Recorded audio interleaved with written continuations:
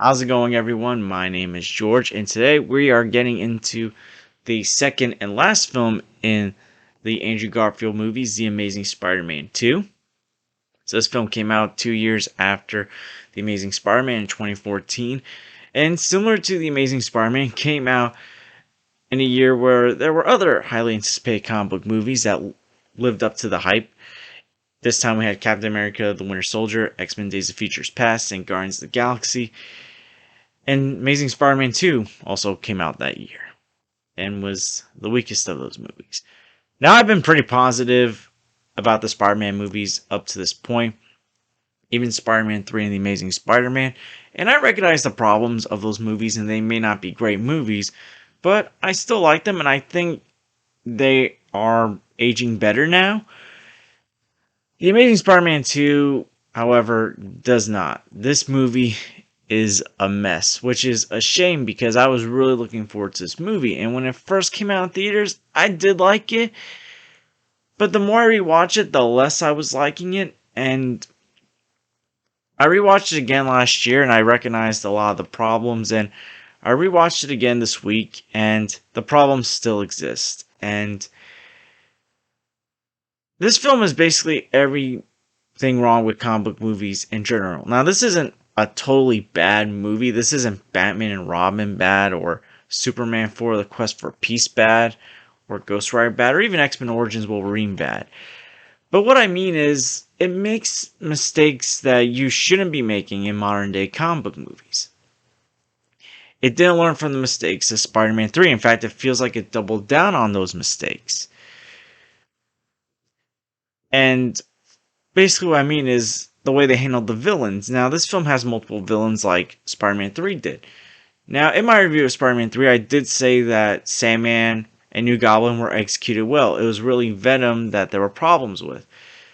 This film, none of the villains lived up to any of the promise.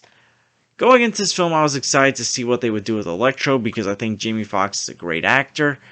Dan DeHaan's a great actor. I was curious to see what he would do with Harry Osborn and his take on the Green Goblin. And then you have Paul Giamatti playing the Rhino, and he's another great actor. None of them lived up to the potential.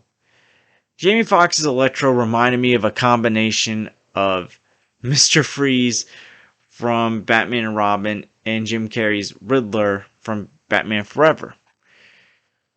Between the obsession, the out-of-place individual that everyone looks down upon, and then having a bad design and making some bad puns.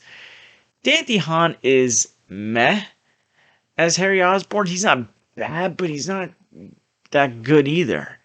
And then his Green Goblin, it's like they tried making him a combination of the Raimi Green Goblin with the Goblin armor, and then like they tried making him like a human hybrid version of the Ultimate Comics Green Goblin. He just looks so bad, and it's very cringe.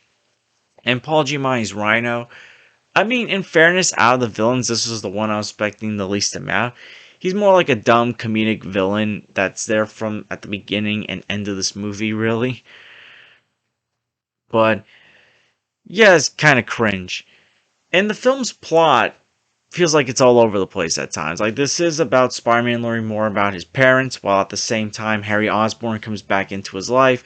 His on and off relationship with Gwen Stacy, which really doesn't make sense because it would have just worked out better if you just got rid of the on and off thing and just had the relationship there for the whole film, because it leaves more emotion when Gwen Stacy does die at the end. This is a spoiler review because this film's been out for 7 years, and it really undoes the ending of Amazing Spider-Man, where he decides not to honor Captain Stacy's wish of staying away from Gwen. So really, like, they undo certain stuff. They do things that kind of feel like they're all over the place and don't make sense. For starters, Norman Osborn's in the film, played by Chris Cooper, and the way he's handled, he dies of a disease that apparently is hereditary. So this disease has been building up for many years. And apparently it starts at the same age Harry which is 20. So Harry gets the disease, but right away he's dying when it took Norman Osborn many years to die from this virus. And you see footage of Norman Osborn as an adult, and you don't see it that bad when he's an adult. So, like, are there different circumstances with that? It just doesn't make sense. And it's like he wants Spider-Man's blood because he thinks it can cure him. And then you have Electro's plot line, as well as Gwen Stacy possibly going to Oxford. Like, there's all these plots that are all over the place, and it makes me appreciate Spider-Man 3 a lot more, because Spider-Man 3 had many plot lines, but it felt like they were handled a lot better, where here they're not. Like, at a certain point, there's like apparently this secret lab like Richard Parker has, and Peter needs these coins, tokens, subway tokens to get into it, and it was very convenient that when he finds out more about his parents and he's angry and he throws the calculator against the wall, the coins come out. Just certain things that just feel convenient and pretty sloppy. Now, my other issue with this film is, as we get more into the film later on, they're setting up Sinister Six. For those of you who don't remember, they wanted to have a Sinister Six movie come out in 2016. And between, obviously, them shoehorning Green Goblin into the film, and he's more shoehorned into the end than Venom was in Spider-Man 3. I felt like there was more build-up to Venom in Spider-Man 3, at least, than there was to Harry becoming Green Goblin. And then, obviously, Rhino gets the Rhino suit at the end of the film, and at the end of the film, you're seeing, you got Doc Ock's metal arms to set up Doc Ock in the future, Vulture's wings to set up, and even like the credits montage at the end, you're seeing like hints of, hey, like these characters may appear, this character might appear for Sinister Six. And movies that do this frustrate me, because to me the best way to set up a movie is to make a good movie that will want people to see more of. And this isn't just a problem with The Amazing Spider-Man 2. It was a problem with Iron Man 2, where they were focusing a lot on setting up the Avengers Age of Ultron, setting up Civil War, Thor Ragnarok, Infinity War, and Endgame. Even Fantastic Beasts: The Crimes of Grindelwald setting up like the Harry Potter universe, setting up Secrets of Dumbledore. It's like, to me, you need to focus on telling a good story. To me, the film that handled this the best, and that's only because the extended Ultimate Cut saved the film and added more to that film to make it better, was Batman vs. Superman. Because that, if you recall in that film, that clip where Diana had the flash drive that showed Flash, Cyborg, and Aquaman, that's setting up Justice League right there. I've never been a huge fan of that scene to begin with, but at least, in fairness to that film, the extra 30 minutes that were in the Ultimate Cut made up for it. And the thing is with Amazing Spider-Man 2 is, there are deleted scenes to this film, and it's like, you have all the stuff in your original cut, but you take out what was promising deleted scenes. Like, there's a deleted scene where Peter's dad visits him when he's at Gwen's grave, and it's like, that would have added for some good emotional moments in theaters. And we never even seen these clips, but apparently, like, they had Shailene Woodley as Mary Jane in this film. They cut out much of that, and I think this year, there are pictures on the internet showing how that after Gwen dies, Peter and Harry have a fight, and like Peter's like fighting him angrily, and it's like, that would have been something to add in the film. Why cut that out? They make very questionable cuts in this film. And it's not to the extent of what they cut it out in Zack Snyder's Justice League, and they butchered it up with whatever Joss Whedon had in mind. But they cut up things that could have really made this film a better movie. Because not everything in this movie is bad. There are some very good moments in this film. The emotional moments really feel emotional. For example, when Aunt May is confronting Peter about him learning more about his dad, and like you realize the extent of how much Aunt May loves Peter and how hurt she feels about him trying to learn more about his dad when like she knows all this stuff about him and stuff that she doesn't know about his dad, and how hurt she still feels about what happened years ago. The death of Gwen Stacy, I thought, was handled very well, like was handled very emotionally. The performances of Andrew Garfield, Emma Stone, and Sally Field are still great in this film. I still think the chemistry between Peter and Gwen work, even though the on and off again stuff can be annoying. Hans Zimmer takes over this film score, and the score is still great. I really like Electro's theme. I know some people think it's a little weird, but I really like that theme, and I hope they incorporate some of that into Spider-Man No Way Home. But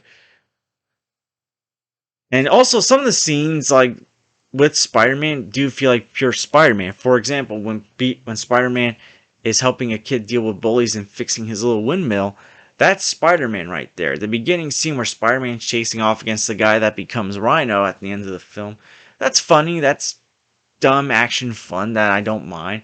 But you also see like he's possibly going to run late for high school graduation, and that's Spider-Man. You know, he's got to fight crime, and then he's got to meet a deadline to get somewhere. The action sequences are still really good. The special effects, I think, are fine. But the way they mess around with some of these villains, the fact that they were trying to set up a universe, but the thing is, because of how bad this film was, no one really wanted more. I mean, do you want a Sinister Six film where Dan DeHaan's Green Goblin's the main lead, the leader? I mean, we don't really know who's going to become Doc Ock and Vulture. And then you have to establish their characters in this universe. And ultimately, we see, you know how Venom has started the Sony universe? It was actually supposed to start with the Amazing Spider-Man movies. But because of how badly this film turned out and how it bombed, that didn't happen. So ultimately, with the Amazing Spider-Man 2, this is really where Sony really influenced this film a lot. And it's interesting that Mark Webb hasn't been as outspoken about it as Sam Raimi was with Spider-Man 3. Perhaps maybe Mark Webb knew and didn't care? I don't know. But despite the great performances from Garfield, Stone, and Field, it's not enough to save this movie. The emotional moments are enough to make this a good movie. And ultimately, not just Sinister Six was canceled, Amazing Spider-Man 3, and apparently the plot for that was even worse. And according to Denis Leary, and I gotta get to the Denis Leary stuff after this, apparently there was going to be a plot where people were going to come back from the dead. And it's like, what? This film was a mess. I just want to get to this. Denis Leary, like, appearing like out of nowhere as Captain Stacy at times in this film is hilariously bad. It just like feels out of place. Like, I know it's like Peter having visions of Captain Stacy because he's worried about Gwen getting hurt if he doesn't honor Captain Stacy's promise, but it's just the way Captain Stacy's like facial expressions just like it's just a little hilarious. But all in all, with The Amazing Spider-Man 2, in my opinion, this is the weakest of all the Spider-Man movies, including the ones afterwards. It's like, I want to like this movie as much as I like the other movies, but there's only things in the movie that I like, just not the entire movie, because I'm just disappointed how they handled some of these characters that were promising, these villains. And that's why I'm glad that Jamie Foxx Electro is appearing in Amazing Spider-Man 2, because Jamie Foxx is a great actor, and I was really excited to see what he would have done with Electro. And I think with a much better script and direction and design, he can do something special with Electro. And so far, from what I've seen in the trailers, it looks promising. So hopefully that works. I think he's gonna... I've heard Doc Ock, Green Goblin, and Electro are going to be the three main ones out of the 5 villains, so hopefully he has a time to shine. But all in all, The Amazing Spider-Man 2 was a disappointment. It's not terrible, but it's definitely not a good movie. I get some people, this is going to be some people's favorite Spider-Man movie, or one of their favorite Spider-Man movies, or they'll think it's good and better than Spider-Man 3, and that's fine. There's movies that I like, that I mentioned before, Spider-Man 3, Batman vs. Superman, that I like that people don't like. But it just feels like, for this being the longest Spider-Man movie at the time, I know No Way Home's going to be the longest, but for right now, this is the longest Spider-Man movie. Not a lot happened. Or I mean, a lot did happen, but it felt like it didn't go anywhere. It felt like there wasn't as much action as there usually is. And the action was good when it was there, but it felt like it was kind of wasted. Like certain scenes were wasted. So I'm going to give The Amazing Spider-Man 2 a C, because the score, the performances of Andrew Garfield, Sally Field, and Emma Stone were great. The action was fine in those emotional moments, those good Spider-Man moments, but it's just not enough to make this a good movie in my opinion. So those are my thoughts on The Amazing Spider-Man 2, and I am done with the Andrew Garfield movies, and we will move into the MCU movies. Now, I will give a heads up.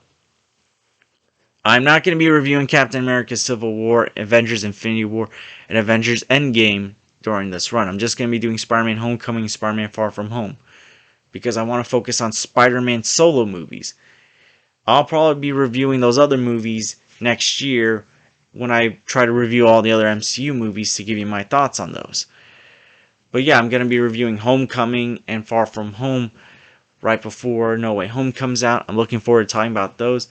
I'm not going to also talk about Spider-Man Into the Spider-Verse yet. I'm going to wait until before Across the Spider-Verse comes out next year, because I want to get the live-action Spider-Man movies out of the way and make enough time for it. But anyways, those are my thoughts on The Amazing Spider-Man 2. What do you think about this movie? Do you think it's underrated? Do you think it's bad? Do you think it's worse than what I said it was? Comment below and let me know. I want to thank you guys for watching. Please like and subscribe already if you haven't. Please share this with someone that is into Spider-Man movies that may disagree or agree with me. I don't like being negative, but I gotta be honest about how I feel about a movie.